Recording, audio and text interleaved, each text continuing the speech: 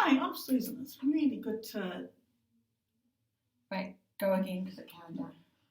Hi, I'm Susan. It's really good to have you here today, Kate. Oh, God, I can't do this. Right, I need to practice. Push stop. No, just keep it recording. I'll just edit it. I'll figure out how to... Just push stop. I'll start again. I only just started. No, go again. Hi, I'm Susan. Well, fuck, I can't do this. You can. Do natural. Don't try and remember your script. If I was a person coming in to see you with a problem, how are you going to talk to me? If you went and saw someone, would you want it to sound like they were reading off a script and robotic, or would you want it to sound natural? Give me a few minutes.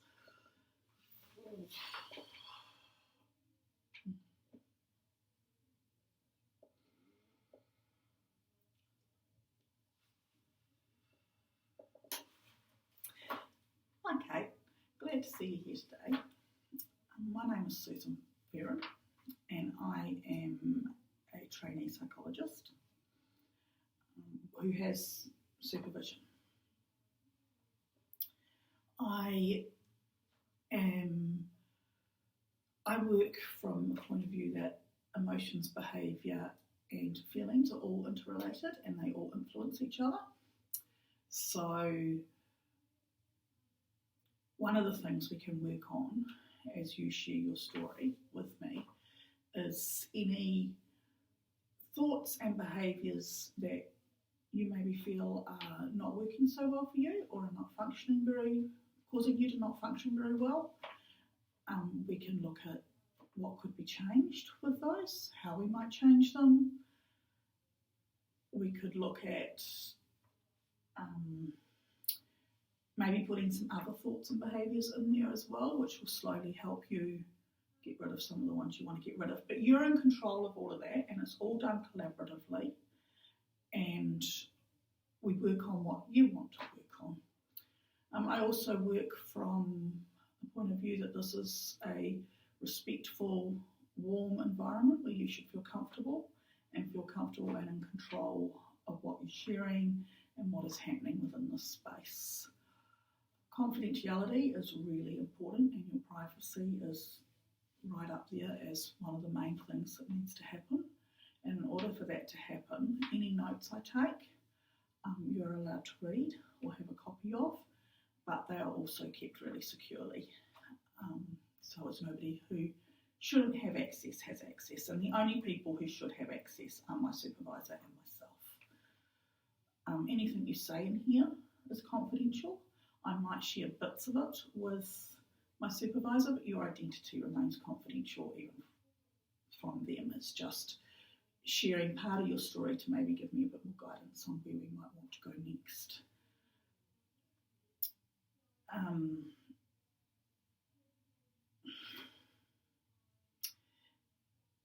The only times that confidentiality might be broken is if I think that your safety or the safety of others is at risk. And that safety of others might not be at risk from you, it might be at risk from other people, and you might disclose something to me that I feel needs to be acted to keep someone around you safe. And that is one of my top priorities, is to keep you safe as well. I'm here for you, and that includes your safety and your well-being. Normally, I will be able to discuss having to share stuff and share concerns with you before I do it.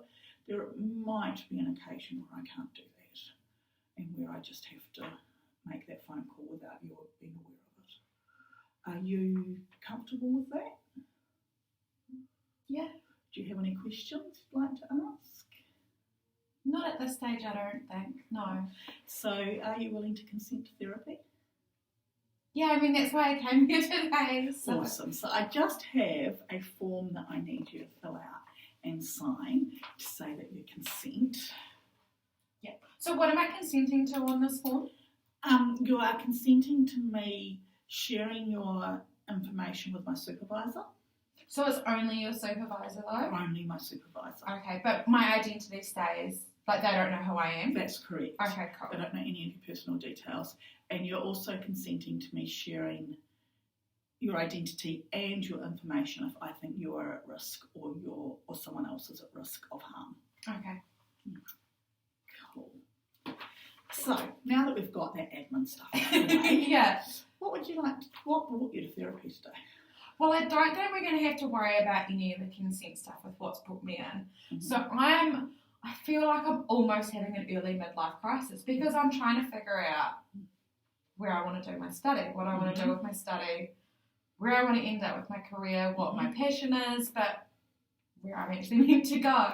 So I have done my Bachelor of Arts, double majoring in psych and education, and I've been doing my Masters with the aim of doing the child family psychology for the last 2 years part-time.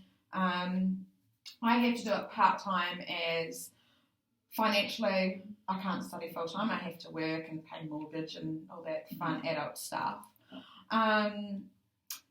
But now the more that I think about it, because the child and family program is only 10 limited entry, and also I don't think I can do that part-time, but I'm looking at probably another 4 to 6 years of study, the rate that I'm going.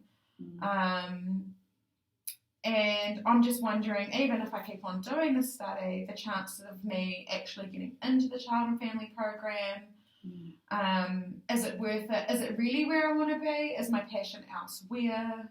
So I think I'm just at a bit of a crossroads, but then I don't want to make the last 2 years of my part-time study be a waste of time either. So I'm hearing that you're at a bit of a crossroads in terms of where you want to go as a career and with your study, and whether your current pathway with child and family psychology is really the best use of your time and your resources. Yeah. Or whether there's something else that you would find fitted you better. Yeah, and I think it's a thing as well, is like, I mean, it comes down to financially doing, what's right. But then, it's hard. You're trying to get ahead in life, but sometimes it feels like the world's against you trying to get ahead. Like, you want to get ahead and you want to study, but you can't work to pay your bills. And it's like an ongoing rat race. It feels like sometimes you're stuck in that hamster and you can't get out. And then I changed my job, so I was working a night shift role, which worked really well for study, but not so well for my home life. So I changed my role, so I'm now in a job that I work Monday to Friday, 8 till 4. They released me for uni, which is cool, and it's better for my home life, but it's not necessarily so good for my study. So yeah, it's a bit hard really trying to figure out, trying to get that whole work-life study balance going on, and also then trying to figure out what's the best option for me also, but also for my family as well. So yeah, so I'm hearing that things weren't going so well with your family, so you changed your job, but then your job means that your new job means that study isn't working so well, and that's probably starting to encroach on your family time as well, because you've got to study when you are at home now rather than when you were at work on nights. And so when you think about what your study is going to be next year, are you also thinking about how well that will fit around work and family when you're trying to pick a course? Yeah, I suppose the thing that I'm thinking about as well, like after talking to a lecturer yesterday, she mentioned about the Master of Social Work Applied, which is mainly by distance, which would suit me. However, I think it would be more beneficial for me if I changed my job into something that was had the more social worker model, like social worker fit. Whether it be Oranga Tamariki, who I've worked for before, or somewhere like Family Works, or, Benados, somewhere else out there. Because currently I work at the YMCA as a youth coach. They don't employ any social workers there. Mm-hmm. So that's why I wonder if I'm better looking for a job where there are social workers, so then when I have to do my practical side of things, I'm still getting paid and I'm not having to then go out and get 120 days or 120 hours unpaid work. Because that would make that balance even worse. Yes. Yeah, so you've got a lot to think about and a lot of options to analyse and think about the pros and cons of and how that would fit.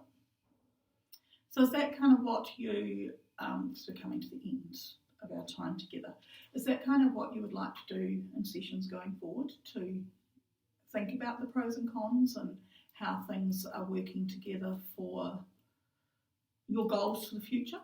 Yeah, I think I just need a little bit more of someone else to talk to that's not necessarily directly impacted, sort of thing. And the other thing is like my partner is supportive of me studying, but he doesn't understand study either.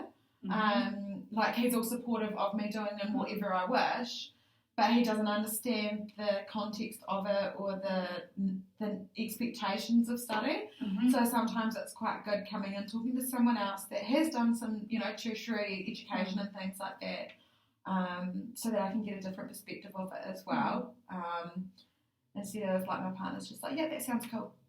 Yeah. Which is awesome that he's supportive, but sometimes I'm like, I just wish he knew a little bit. Yeah, you need a little bit more direct understanding to support how you're feeling about it all. Yeah, so more just a little bit more guidance and support really is what I'm after. Yeah. So we can certainly do that and look at exploring those avenues together and how that would impact all the parts of your life and how your life are impacting your goals to ensure you get the future you want. That sounds good. All right. Thanks for coming in, Kate. And I'll see you next time. Oh, sounds good. Thank you. So how did that feel for you today? I'd just like some feedback from you to help me develop my practice and better suit your needs. So how did that feel for you? Well, I think it was really good that you were really upfront and honest with me at the beginning.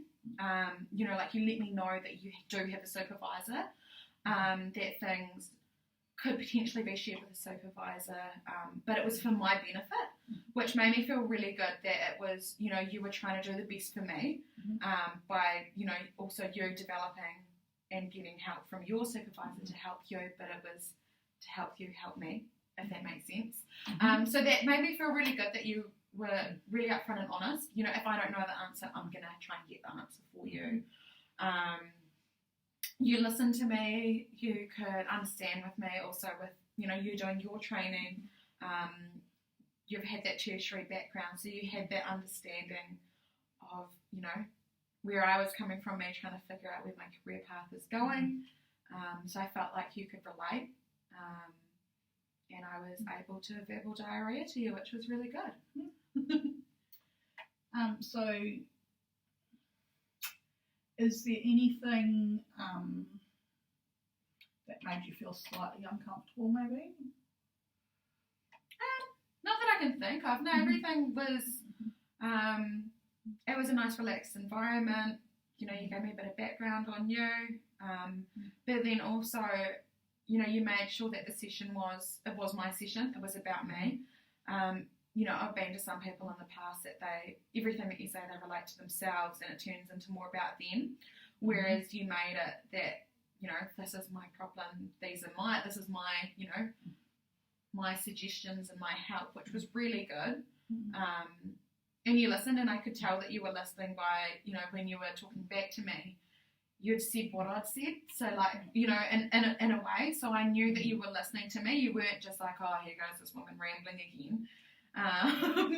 So it was quite good. Like I felt listened to and understood. That's awesome. Thank you for that. And I can't. I don't think there's anything else either. So yeah, no, thank you for making time to see me today. And thank you for coming in. It was my pleasure and my privilege to listen to you.